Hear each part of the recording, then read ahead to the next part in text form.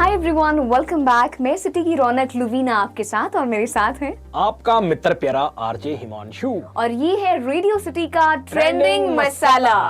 बहुत सारी चीजें entertainment, sports industry and otherwise also globally trend कर रही है, जिसके बारे में आज मैं और हिमांशु जी बात करने वाले हैं। बट उससे पहले ये जो मौसम है, उफ, भाई इतनी नींद आ रही है, इतनी थकावट फील हो रही है, जी करता है बस सोए रहे। सो जाओ, है ना। और देखो, हम इतने ट्रांसपेरेंट हैं, हम कोई भी बात आपसे छुपाते नहीं है। एक्चुअली में मैं हालात ऐसे, मैं आराम से सो के आया हूँ 2-3 घंटे। नहीं, बट सुपर एनर्जाइज्ड आपको बहुत कुछ बताने के लिए। हिमांशु यार, पहली चीज जो बहुत ट्रेंड में है और उसके साथ और भी बहुत सारे नाम जुड़े हुए हैं, वो है जो कल एक इंसिडेंट हुआ सलमान खान सर के बाहर, 2 गन शॉट उनके घर के बाहर। यस, एग्जैक्टली, घर के बाहर। और अब जिन्होंने वो फायर किए थे उनका चेहरा भी ट्रेस हो गया है। यस। मेरे को एक बात नहीं समझ आती कि इतना बड़ा बंदा, इतनी सिक्योरिटी, तो ये सब कैसे हो गया, पॉसिबल कैसे है? हाँ, ये क्वेश्चन आप जैसे बहुत सारे सोशल मीडिया पर ये क्वेश्चन लोग कर रहे हैं, उठा रहे हैं कि ये पॉसिबल भी कैसे हुआ। मतलब आसपास ही इतनी सिक्योरिटी है, ऑलरेडी पहले भी ऐसे इंसिडेंट्स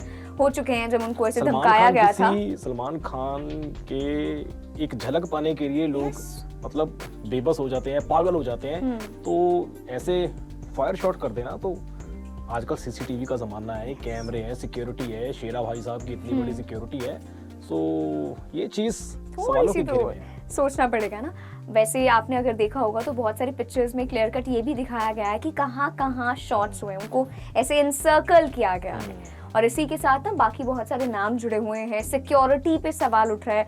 और सलमान खान जी की जो टीम है वो कह रही है प्राइम मिनिस्टर साहब को कि हमें सिक्योरिटी हमारी बढ़ाई जाए। रिस्क लेवल बहुत ज्यादा आ गया है। सलमान खान घर में तो रहेंगे नहीं, सुपरस्टार हैं। शूटिंग करने बाहर जाना है, मतलब फिल्म वाली शूटिंग करने जाना है। तो जब शूटिंग करने जाना है तो ये तो है नहीं सिक्योरिटी के बीच में शूटिंग करेंगे, सीन्स होते हैं, बहुत कुछ होता है। सो ये एक चिंता का विषय भी है। इतना बड़ा स्टार अगर वो सेफ नहीं है तो भाई हम लोग हम कहाँ पर स्टैंड करते हैं। और भी बहुत सारे सवाल है हिमांशु, जो बहुत सारे लोगों के ना माइंड में है। लोग लिख रहे थे कमेंट्स में कि क्या अब सलमान खान इंडिया छोड़कर बाहर सेटल होने का प्लान करेंगे। कोई लिख रहा था कि अगर सलमान खान, जैसे आपने बोला, सेफ नहीं है तो भाई बाहर कौन सा कुछ सेफ है। हाँ, ये भी है बाहर कौन सा, बाहर के देशों में पता है ना जंग लगी हुई है किधर। मैं इसी की बात भी करना चाहूंगी, जहाँ पर टीम रेडियो सिटी हर बार अर्ज करती है, रिक्वेस्ट करती है कि जितना हो सके खुशियां फैलाएं, काइंडनेस, ह्यूमैनिटी फैलाएं।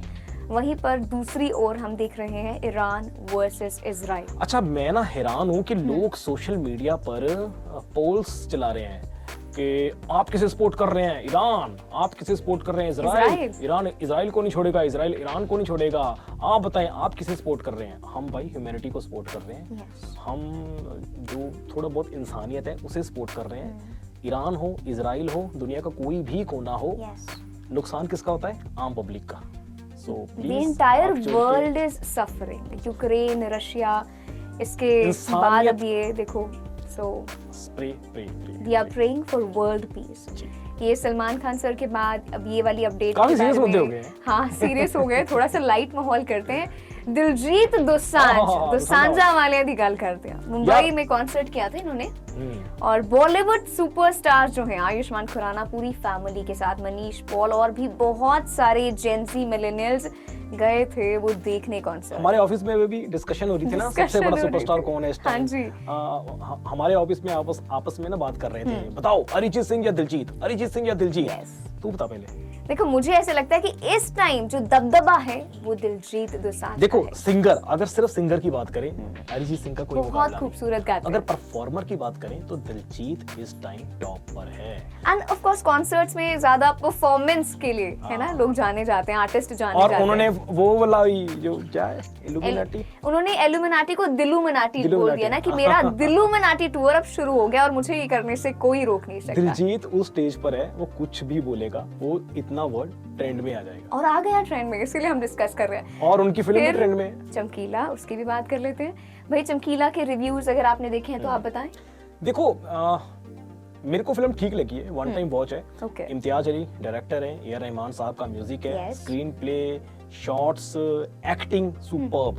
बट एक इमोशनल फैक्टर, देखो वो चमकीला की कहानी 1988 में उनकी डेथ हुई थी, तब हमारा जन्म हुआ था। तो हम ये जान रहे हैं कि हाँ पंजाब का एक सिंगर था जिसकी बहुत बड़ी फैन फॉलोइंग थी।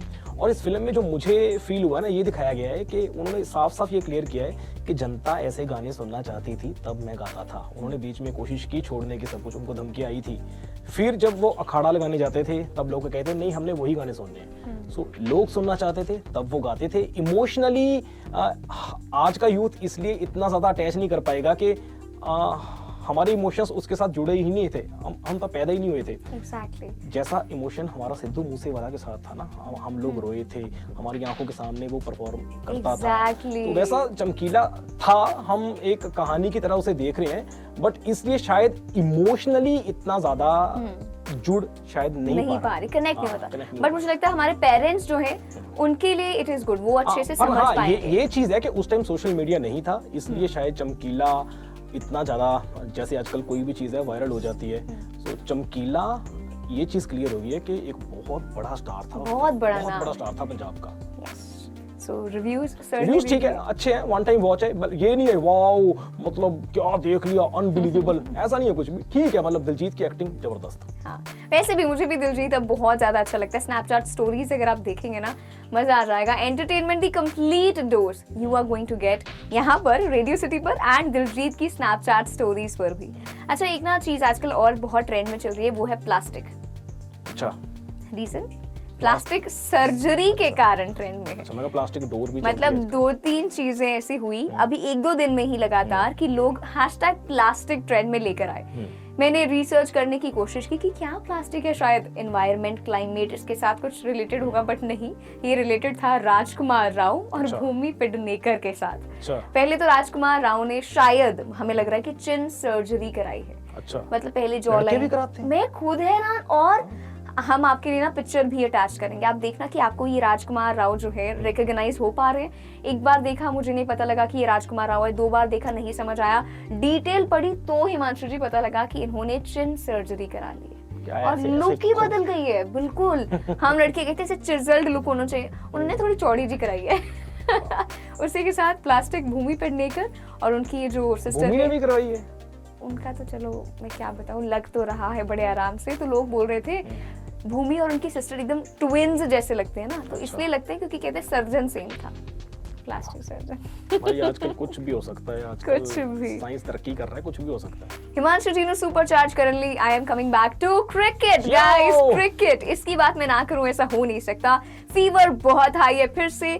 आज मुंबई और चेन्नई का मैच है, आपको हम आज नहीं है, कल था मुंबई और चेन्नई। आज है बेंगलोर का चिन्ना स्वामी स्टेडियम में हैदराबाद के साथ। और जो कल रात को मैच था ना यार, क्या मैच था यार। मतलब महेंद्र सिंह धोनी, विंटेज धोनी, महेंद्र सिंह धोनी ने आते ही 3 गेंदों में 3 छक्के लगाए। 42 साल की उम्र में उसने एक रिकॉर्ड बना दिया।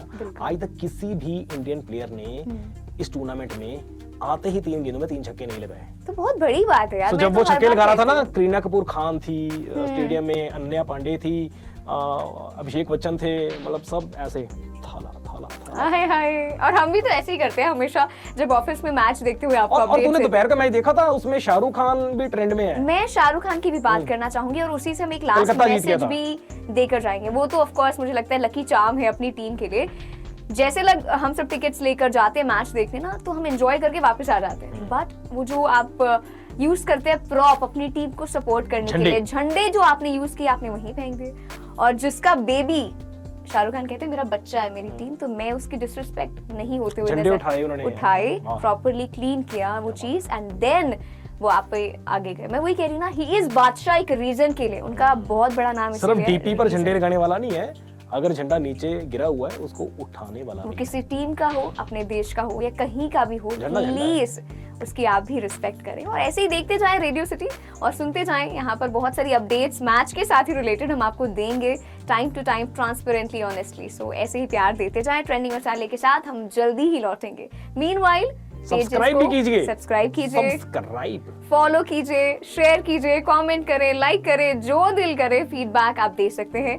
हम मिलेंगे अब आपको बाद में। Till then take care, bye. अगले एपिसोड में अगले एपिसोड रेडियो सिटी, सुनते रहे रेडियो सिटी, बाय।